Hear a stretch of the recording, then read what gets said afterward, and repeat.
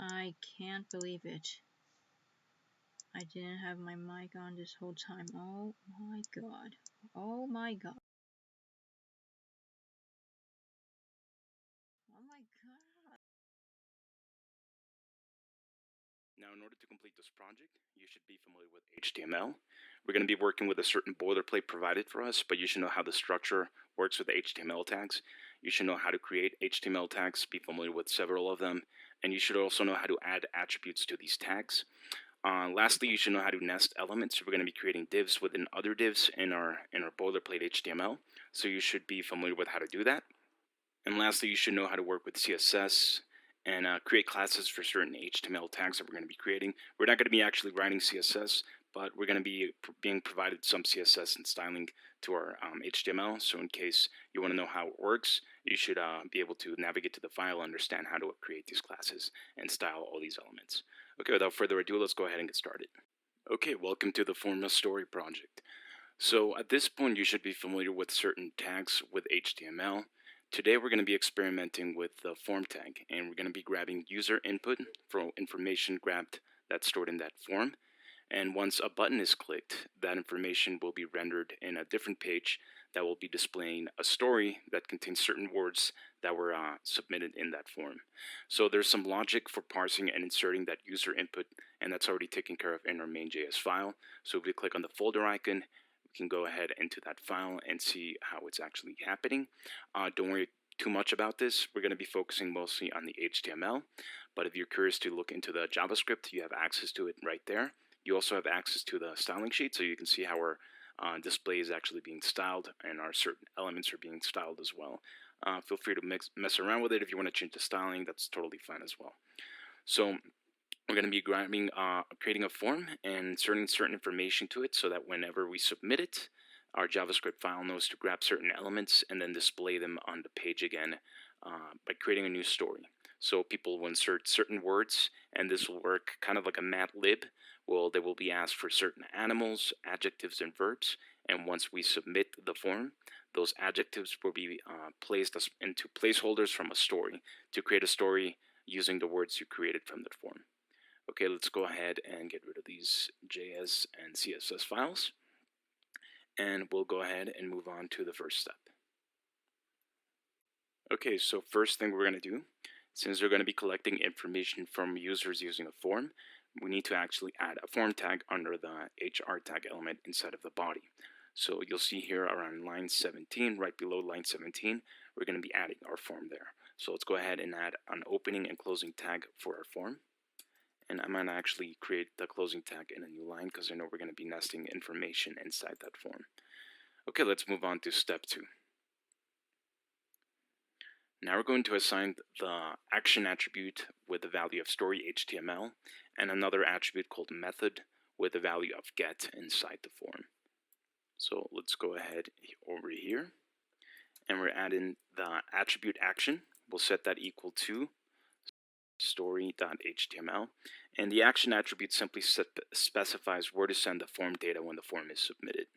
So let's add also our method, which will be a get method. Okay, so the method attribute that specifies how to send the form data. We can send it in different ways. We can use HTTP post transactions as well when we set that equal to a post attribute, post value to the method attribute. But for this one, we're actually going to send in a get request. And in case you didn't know, if you actually don't pass in the method as get, it will be default to get. Just in case you forget, it will always be a get by default. Okay, let's move on to step 3. Okay, in the form, we're going to create a submit button by adding an input with the type of submit, and then we're going to assign the value, a value of for my story. Then we're going to save our code and see our button being rendered in the page right here on the right. So right before our closing tag, right over here, let's go ahead and create an input tag.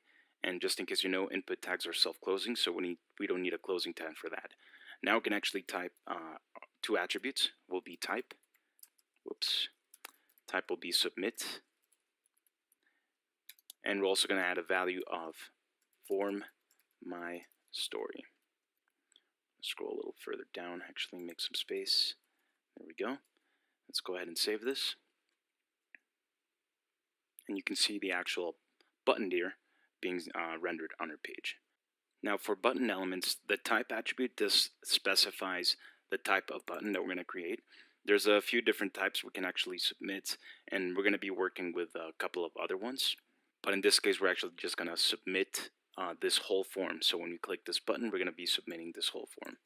Whereas the value attribute here, the value is basically, it specifies the value of an input element, and it has a different kind of behavior for certain different elements.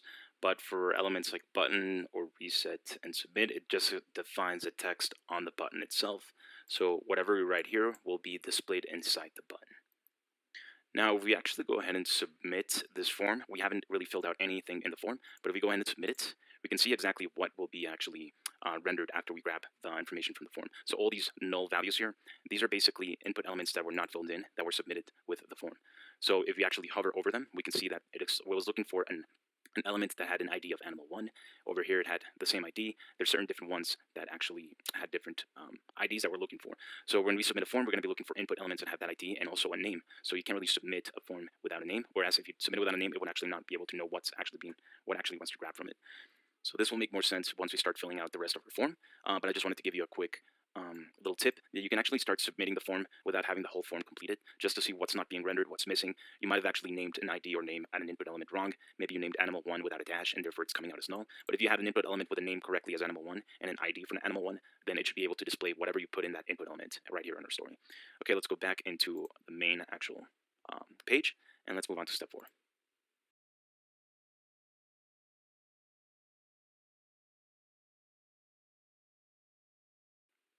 Oh, let me go right here. Okay, so now we can populate our form with input elements that allow users to type in their responses, and we're going to also want to have associated labels with this input so users know what they're filling in. So let's go ahead and add in a label element and assign the for attribute a value of animal1, and let's also have our label render a text that says animal with a colon. Okay, so let's go ahead and type that right after our opening tag for the form. Remember, we want our input here for the button to be all the way at the bottom, basically indicating the user that before you submit the whole form, you have to fill in everything inside it, so all the input elements that we're going to be creating. So our label tag will have an opening and a closing tag. And the purpose of the label tag is simply used to add, it's just to add a label to the form control like a text or anything. So when we want to actually render text, and we're going to specify what the label is for, and this will be for the first animal. And the for attribute that specifies which form element a label is bound to. So in this case, it will be for specifically the animal1. Let's save that and make sure it actually renders it in our, okay, there we go. Okay, let's move on to step number 5. So now we can create an input to associate our label with. We're going to do that right under our label, and we're going to set the ID to animal1, we're going to set the type to text, and the name will also be to animal1. And we got to remember that the name attribute is needed for the information, so without the name attribute, we will get a null if it actually has no name found in the submission form. So let's go ahead and start by creating our input element here. I'm going to make some space. Remember that it's self-closing, so we're going to need to add another closing tag. Let's add the ID of animal1. We'll also add the name of animal1, and we'll type in the type as text. We'll go over these attributes in a second. So the important attribute here would be mostly the name element. The ID in this case is used to associate the input to the label, but you can optionally use it for styling if you want to as well. And we want to specify what kind of information we're putting into the input. The data type here is text. But for the name, we're actually using the name attribute to reference elements in a JavaScript or to reference form data after a form is submitted. So when the form is submitted, it will look into what the name of the content within this input that has a name animal1, and that way we'll be able to render it and look for it and actually display it on our page. Last thing we're going to add is simply a required attribute, and we don't need to assign it to anything. We can simply type in required, and that is basically a Boolean attribute. So when it's present, it specifies that an input field must be filled out before submitting the form. In some browsers, you might actually even be shown that a little warning if you don't fill it out, and it won't let you submit it. So let's go ahead and save that and test it out. Okay, so we have a little input here. We have our label tag, and if you actually submit it without it, we see that our required attribute comes into use, and it doesn't let us submit it without it. So let's type in an animal here, and let's submit the story and see what we get in the story. Okay, you see that we actually grabbed the value of that input element with the ID of animal1, and it looks for this input element itself. But let's say I go back and I actually mistype the name, and let's go ahead and start over. Let me actually refresh this as well and save it. And if I type tiger, it will look for this input element with the name of animal1 and ID of animal1. But since I labeled the name animal without the -1, it actually doesn't know where to find that animal1 tag. So it returns null. So you gotta make sure you actually wrote the name attribute properly. So you can use this kind of method and process to debug your code. Just in case something comes out null, you can go ahead and hover over it and make sure that you actually type in the right value for the name attribute. Okay, it's looking good. Let's move on to step 6. For step 6, we're going to be adding more labels and inputs, so we should add some more spacing. So below our input element, we're going to add a line break. So right under here, let's add a little break. So that way we'll actually have the button below our animal input tag. Okay, go ahead and save this. Okay, and just like we did in step 5, you can go ahead and try again to type in some information inside our input field and submit the actual form to see what's being rendered or not. Feel free to mess around with it and see what other ones are actually being rendered. Okay, let's move on to step 7 now. So our story has quite a few blanks. We're going to need a lot more labels and inputs. So we're going to add another label with a for attribute of animal2 that renders another animal to the web page. So I'm going to make a little new line here. Let's add a new label. Make sure you got the closing tag. Let's add the text to be rendered will be another animal. And inside it, we're going to specify that this label is for animal2. Okay, looking good. I'm going to go ahead and make a little more space for us to see what we're actually typing in here. So right under our label, we're going to add another input element, and our input element will be quite similar to the input element that we created for animal 1. We're going to add in an ID, a name, a type, and we're going to make sure it's also required. So let's go ahead and start by adding our input element. Let's specify the ID to be animal 2. Let's make the name value to also be animal 2. Let's make sure that the type is text, and it's also required. Okay, and lastly, we're going to add another break, just so that the button is all the way at the bottom, and they're under serpent lines. Go ahead and save that and make sure it's being rendered. Okay, looking good, and feel free to test it again. I'm going to type in tiger and lion. So you'll see that the line 1, which has the ID of animal 2, is being rendered correctly in all of the places where it's looking for animal 2. So you'll see that the null one is looking for an actual input that has an ID of answer. There's another one that has an input of adjective 1 or adj 1, and so on and so forth. So you can get an idea of what kind of form we're actually going to be creating after we finish creating everything else. Okay, let's go on to step 8 now. So there's another animal in our story, and we're going to add another label with a for attribute for animal 3 that renders one more animal to the web page. We're going to add another input element that is almost identical to the previous one with an ID and name set to animal 3, type text, and it's also required. So let's go ahead and do that as well. Let's type in a label, make sure it's a closing tag as well. The text being rendered is going to be one more animal, and we're going to use this label for animal 3. Animal 3, there we go. Okay, below our label, we're going to add an input. We're going to have an ID of animal 3. We're also going to have a name of animal 3. Let's make sure the type is equal to text, and we also have it required. Perfect. And lastly, let's not forget the break as well. Okay, save that as well, and make sure the form is being rendered correctly. Okay, this is looking good. Feel free to test out the form as you go. I'm going to do a couple of more inputs and then test it out to see if we have to debug or not. Okay, for step number 9, we're going to add users. We're going to have our users provide an adjective. So let's add one more label with a for attribute for adjective 1. Label. This will be for adjective 1, and this will render adjective. Make sure you pass in past tense. Past tense. And your colon as well. Okay, below our label, let's add our input element. Our input will have an ID and name set to adjective 1. Name will be equal to adjective 1 as well. Let's type in the text as the type is text, and let's also have it be required and save that as well. Okay, so let's go ahead and make sure that the required is working. You see that this is also going to be applied to all the other ones. And I'm just going to type in gibbers. So you see that the required boolean is actually working for all the input elements. Let's not forget a break as well, so that we actually have it nice and organized. And our form is looking good. It's taking a more elaborate look. Okay, let's move on to step number 10. Okay, for step 10, we're going to add in, let me scroll away to the bottom here. I'm actually going to expand this so we can have it a little bit nicer to, a little bit more organized and easier to look at. Okay, so after adjective, we're going to add a new label. We're going to set it to, the for attribute will be equal to verb 1. So this will be for the verb that our users will be submitting. So closing and opening tag, set it equal to verb 1, and have it display verb ends in ing. And I'm just going to grab this and copy paste it here. Let's go ahead and save that. Let's also add in an input with the following elements. So this is going to be basically the same as the previous ones that we've been creating. So I'm going to go ahead and copy paste this and simply change in the actual input values here. I'm getting an error here because I'm already using an ID with the same name, and as we all know, IDs are unique values, so this cannot be the same one as the previous element, which is fine because we're going to be changing these. So let's go ahead and change in the ID to verb 1. We'll do the same for the name, and we'll leave the rest the same. Let's add the break. Make sure you save that, and let's see it being rendered right here. And there we go. We have our verb being submitted. Okay, we're going to work with other inputs now, so let's go on to step 11. Okay, so now we have some inputs set up that accept text, but we can use some input elements with different types in our form. So we're going to add a field that will accept a number. So first thing we're going to do is add a new label with a for attribute of number 1, and that will render number to the web page. So let's go ahead and do that. Once again, I'm going to expand my text editor so you can guys see everything a little clearer. Let's go below our verb label here, create a new label. We'll set the for attribute equal to num1. Okay, and we'll add a new input element. Inside this input element, we're going to add the ID of num1 for both the name as well, num1. The only thing that's going to change is going to be the type of this input element. So remember, we can actually have several different types for input elements. In this case, we're going to specify that we're going to be putting in a number, and let's go ahead and make sure that it's also required. Save that again, make sure it's rendering properly inside your form. You can see here that it's being giving us an option for the number, and I forgot to actually type in the label here. So make sure you add that, so we know exactly what we're doing, and let's do the line break as well. Okay, looking good. So now we can know we're specifying a number here, and that's what we submitted as a type number. Let's move on to step 12. So one of the blanks requires a yes or no answer, and this sounds like we can use some radio buttons for that. So radio buttons are normally presented in groups as a collection of radio buttons describing a set of related options, and only one radio button in a group can be selected at a time. So we're going to be putting in basically a yes or no as each one of the groups. So let's expand this once again. Scroll back to step 12. Okay, so right under our number, we're going to add in a new label here. So we're going to add a span actually. So spans also have a opening and closing tag. So let's make sure you add both. And inside the span, we're going to type in yes or no. Let's go ahead and save that. Bring out the browser and see what it looks like. Okay, let's move on to step 13. For radio buttons, we're going to add the input before the label to render the radio button on the left of the text. Okay, so let's start out by adding the input element for yes. So right under our span, let's create an opening and closing tab, self-closing tag of input. Inside there, we're going to set the ID equal to yes. The type will be radio. We'll set the name to be answer. We'll have it give the value of yes. And let's also set a required attribute to be provided for the input. Make sure it renders. Okay, and you can see our little radio button right over here containing the information from the input element. Now we want to actually add a label. If we add it before, it'll be on the other side. So let's add it after the input element. Let's add a label. That will be rendering the text yes. Save that. Make sure it renders properly.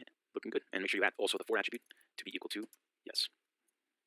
Okay, good. Now we can move on to the no option. So now we're going to add a radio button that represents a no choice. We're going to add another input element that has the following attributes. And then below that, we're going to add a label that has a for attribute assigned to the value of no and renders the text no on the web page. And right after that, we're going to do a break. So let's go ahead and create a new input. Once again, I'm going to expand this just so we can see clearly what we're doing. Let's go all the way to 14. Okay, right under our input for the yes button, let's go ahead and create a new one. This will have the ID of no. We'll set the type equal to radio as well. We'll have the name be also answer. The value will be no, so that will be the actual value of the radio button, and we'll set the required boolean to be true. Lastly, let's add a label as well. The label will be for the no, and the label will render simply no on it. So let's go ahead and save that. Bring out your page, and you can see that we both have a yes or no radio choice. And let's also add a break before our button submission, so we have it all the way at the bottom. Okay, it's looking good. And just in case you're wondering, if we put the label before our input, that would just put in the text on the left side. That's what we actually put on the right. Just makes a little more sense, and people don't get confused as to which one is which for the button. Okay, it's looking good, guys. Let's move on to step 15. Now, the story that we're creating in this form involves some sort of speed. So let's get our users a drop-down list of speed options. Now, we're going to create a label and set the for attribute to speed, and the label should render that text.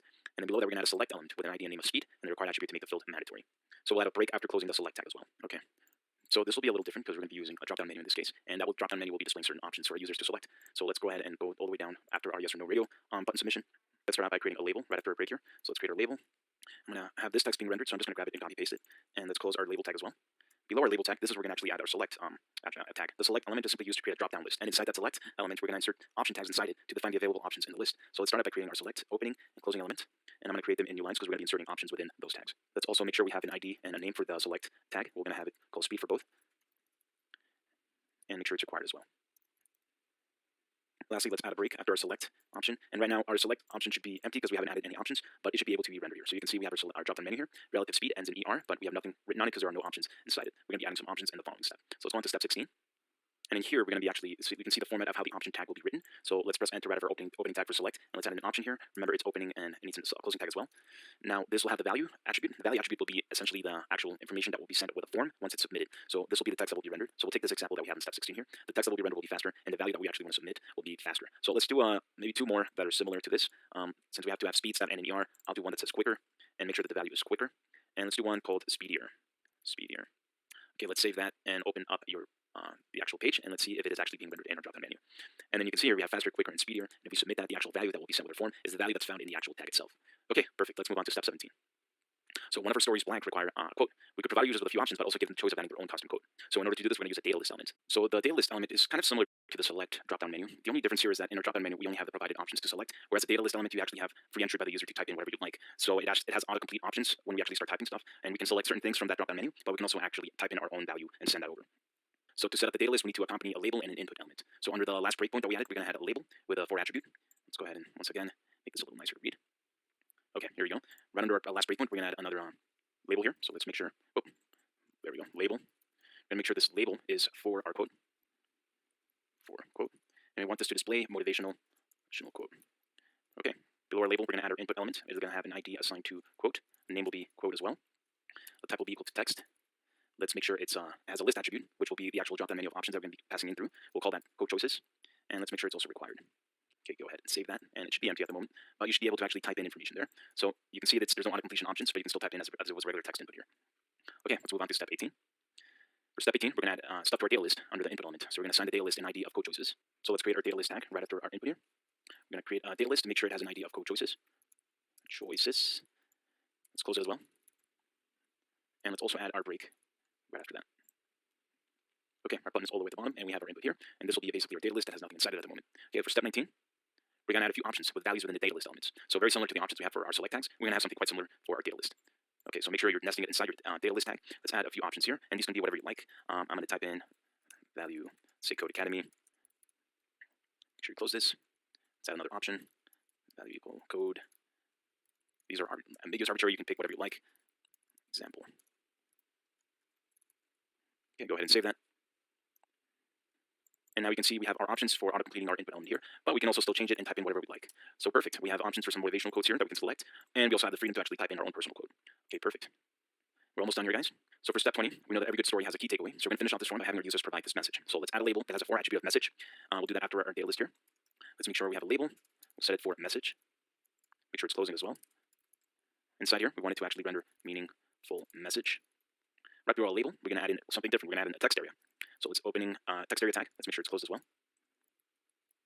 Inside our text area, we're going to add an ID and name of message. Name of message as well.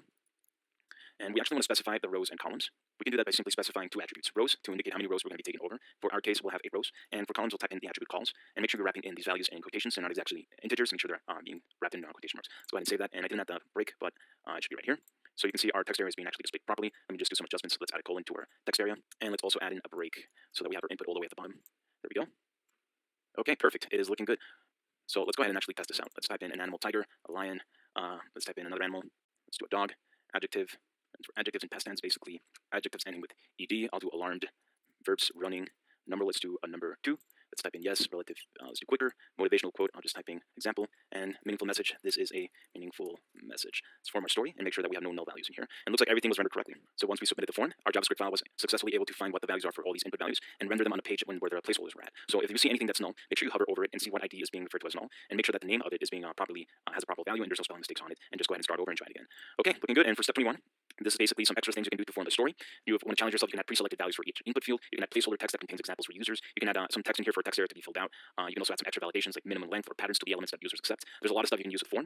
We kind of dabbled through a lot of different things you can actually do with forms and different types of inputs. So we successfully navigated and skimmed through different types of tags that we actually used here. So forms are very versatile and they're very useful. And when you work with backend data stuff as well, you're going to be working with a lot of forms. So whenever you create a user or whenever you submit a post in a website or place an order, these are all being used through forms. So all the information that's being grabbed through forms is being sent to backend information of servers and actually using those values. So you'll be seeing a lot of forms if you actually end up working in positions like backend stuff, or even front end a lot because you're actually going to be creating these forms as well. And you'll be in charge of styling, making sure the form looks nice. Sometimes you want maybe a different style of form where it's a little more wide and you have to split it into different div containers. So as opposed to the backend where it mostly works with behind the scene using the values from the form, the front end position will mostly take care of how it's displayed, what are the actual values when you actually write something in the input, what are the contents within drop-down menus or data list containers, the size of your text area, the format and look and styling of your button when you're submitting the form. So mostly how the user or client actually sees the form itself when it's displayed on the website.